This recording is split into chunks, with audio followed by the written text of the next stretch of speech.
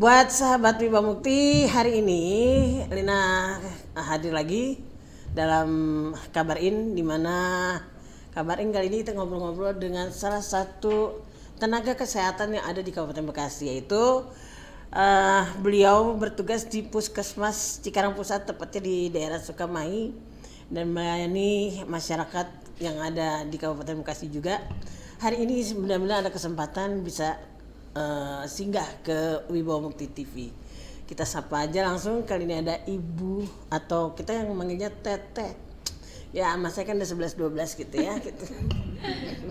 Nerima Nin, terima Anin. Oke, langsung aja kita sapa. Assalamualaikum Teh Ratna. Waalaikumsalam warahmatullahi Atau kita kenalnya dengan Bidan Ratna. Alhamdulillah bisa kayak waduh. Panggilnya apa, ibu, kakak? Jangan nuain apa? Jangan nuain apa, gue udah manggil Teteh pakai segala. Teteh.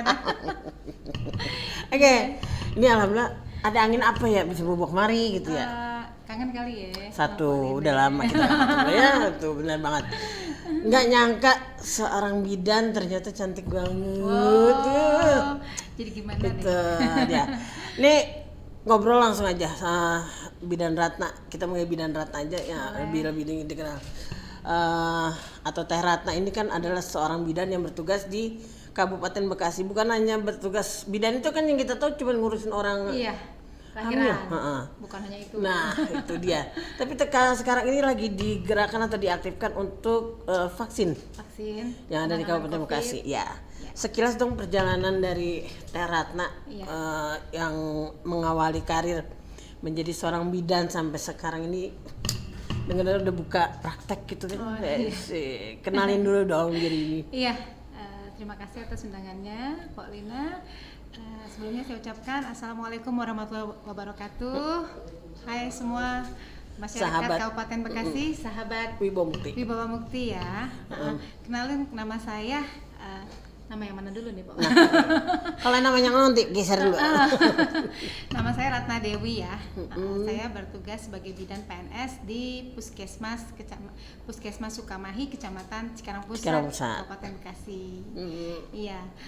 Pada di masa pandemi COVID ini ya, kita sebagai tenaga kesehatan dari seluruh unsur, baik bidan, dokter, perawat, pokoknya tenaga kesehatan itu sekarang masih dalam proses penanganan COVID, semuanya terlibat ya. Lebih sekarang yang masih lagi in-innya, lagi hangat-hangatnya kita tentang vaksinasi. Nah, sekarang ini kita sedang penanganan vaksin booster ketiga. Untuk masyarakat rentan dan ibu hamil juga komorbid dan lansia. Komorbid dan lansia. Nih, Teh Ratna, apa sih yang menarik sampai memilih profesi bagi seorang bidan? Saya dari kecil memang sangat tertarik dengan dunia kesehatan ya, misalnya dengan salah satu profesi medis umpamanya dokter. Pasien datang dengan keluhan sakit gitu kan, terus diperiksa, dikasih obat, lantas sembuh, alhamdulillah gitu kan ya. Selain juga merupakan suatu profesi juga kan kita mendapatkan pahala ya. Betul. Iya, jadi senang sekali bisa suka membantu sesama gitu. Suka dukanya menjadi seorang bidan kan kita tahu nih. Kita taunya bidan tuh ngurusin orang hamil. Kadang 24 jam itu dituntut untuk melayani. Iya, betul sekali. Suka dukanya apa ya? Kadang di saat kita lelah pulang kerja, kita kan di kantor juga bekerja ya, Paulina. Sampai rumah kan udah perjalanan jauh, macet, lapar gitu ya. Masih udah ditunggu pasien yang harus membutuhkan juga kan waktu, tenaga dan fokus pikiran. Ya mau nggak mau gitu kan, ya sudah tanggung jawab kita sebagai tenaga kesehatan gitu ya, kita harus melayani mereka dulu, baru kebutuhan kita pribadi, setelah itu baru beristirahat. Malam juga seperti itu, kita lagi tidur nih, enak nih, lagi mimpi indah pokoknya, lagi ke puncak. Tahu assalamualaikum gitu kan, Bu, saya mau melahirkan ya, atau Bu maaf anak saya demam tinggi, ya sudah diterima dulu, diperiksa dulu, kita kasih pengobatan sesuai dengan wewenang kita sebagai bidan gitu. Seperti itu sih pengalaman yang nggak pernah terlupakan. Tidak pernah terlupakan. Kadang lebaran pun kita udah pakai baju nih, udah cantik-cantik, mau ke rumah mertua, ada yang lahir lahir. Kagak ngamuk kan emang. Masih mundur. Iya. Kita terima pasien dulu ya, karena memang itu urgent kan gitu. Jadi kita layani. Intinya pasien nomor satu. Pasien nomor satu. Baru kebutuhan keluarga. Ya mohon maaf, bukannya tidak mementingkan kepentingan keluarga. Ya, terkadang tapi itu ya. disinilah Kita dituntut untuk tanggung jawab kita lebih betul. utama. Dari perjalanan selama menjadi seorang bidan, Ya. hal yang paling mengesankan itu yang mana sih? Paling pada saat jadi bidan desa ya kok. Nah saat itu kan kita Bidan desa disebutnya? Benar. Oh, gitu. Dulu pernah bidan desa ya. Di daerah malam mati lampu, hujan, dipanggil lahir. Ada yang lahir. Ya. Di daerah mana tuh? Dulu di daerah Pebayuran. Oh, Pebayuran. Ya, kebetulan kan musim hujan kan suka banyak petir tuh. Mungkin PLN Mati listriknya lampu. dipadamkan gitu ya. Ya tetap kita harus jalan pakai itu. Senter. Iya. Oh. Sampai sana udah menunggu pasien. Udah pembukaannya udah banyak gitu. Udah tinggal sebentar lagi mau proses persalinan ya alhamdulillah. Lahirnya gampang, lancar. Kalau temen Lina mah nggak pakai senter dia. Siapa dong? Petromak pinggir sawah lewat gitu Bu. Gitu. Mau cari itu. Kodok.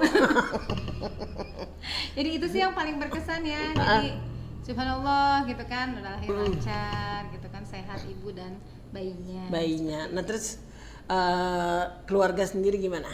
Keluarga sih. Dari Ayang Beb. Ayang Beb ada di sini. Hai. Ya, jadi alhamdulillah dari mulai orang tua ya, saudara, anak, dan tentunya suami ya, alhamdulillah selalu mendukung, selalu memotivasi. Putra udah berapa sih? Putra 2. Putra 2, cewek cowok atau cewek cowok? Jadi selalu mendukung di saat kita letih, berkeluh kesah, pokoknya aduh capek banget gini nih. Kamu harus semangat. Nah, selain itu merupakan suatu pekerjaan, itu juga merupakan suatu wadah untuk ibadah. Iya. Pernah nggak ngambek Ayang Beb gitu? Dikit.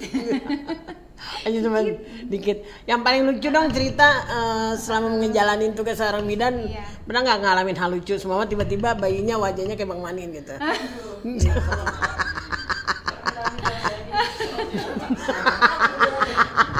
Ada sih, tapi ini ada nih nggak? Ada nih, dijawab.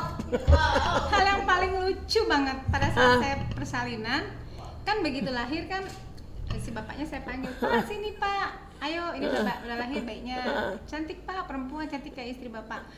Itu nggak tahu kenapa bapaknya tuh pingsan. Lah kok? Katanya takut lihat darah dan haru. Astagfirullah. Jadi kita tuh sibuk ngurusin bapaknya. Bukan ngurusin bininya. Bukan ngurusin bininya nih. Sampai, ya Allah. Aduh, tolong coba dibuatkan teh manis. Itu sampai pingsan bapaknya. Akhirnya aku tensi dulu kan, takutnya kenapa-napa. Nah, 15 menit sadar, kenapa Pak? Kenapa? Bu Bidan saya nggak kuat, saya bahagia sekali anak saya sudah lahir. Ya Allah. Saking bahagia sampai pingsan. Sampai pingsan. Itu nggak pernah terlupakan sampai. Tapi ada nggak sih bidan cowok sebenarnya? Ada. Temanku soalnya tadi pagi ngomong pengen jadi bidan cowok. Jujur, Iya. sampai saat ini di negara kita ya, sampai ada definisi bidan itu seorang wanita yang telah lulus dari pendidikan yang diakui oleh negara. Nah, baru itu berprofesi sebagai bidan. Jadi belum ada. Mungkin nanti kedepannya akan ada ya, saya nggak tahu. Maaf ya Bom, kayaknya lo nggak keterima dulu jadi bidan Bom. Belum ada tuh. Jadi kalau cowok nanti bukan bidan, bidun. Oh bidun. Berarti itu memang satu perjalanan mengawali bidan desa dulu, bidan desa. Iya betul, bidan desa. Itu selama tugas bidan udah berapa kali pindah-pindah sih? Saya mengawali karir sebagai bidan tuh dari bidan desa tahun 2010 di Puskesmas Pebayuran. Iya, lalu saya alhamdulillah keterima jadi PNS. Amin. Tahun 2013, nah 2014 saya ditempatkan di Puskesmas Sukamahi sampai saat ini. Sampai sekarang. Cinta. Udah buka praktek juga dong nih? Ya, alhamdulillah. Di mana nih kalau buka praktek? Daerah Cikarang. Alhamdulillah saya sih kalau buka praktek udah dari sejak 2008-an sih kok, 2008. Izin apa segala macam itu sulit nggak sih cara ngurusnya? Enggak, mudah saja. Jadi yang orang-orang bilang izinnya gimana, biasalah itu udah apa ya, hoak duluan gitu. Nih agak ini sedikit gitu. pernah nggak sih ada orang yang minta Bu Bidan minta menggugurkan kandungan? Kan biasanya kan ada tantangan-tantangan yang kayak iya. gitu. Pernah sih, ada itu dulu banget gitu ya. Seorang suami gitu ya. Dia tuh ini tuh Pak, yang istri yang bukan di rumah, apa tuh namanya? Iya itu dia. Yang disimpan-simpan. Iya. Nah itu datang tuh. Apaan? Selir itu kan yang penyanyi, teduh.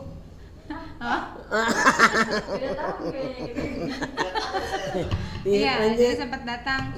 Bu Bidan, saya nggak mau, katanya ini istri ini saya, simpanan saya itu hamil. Terus minta sampai Ratna tuh, wah mau dikasih uang banyak kok.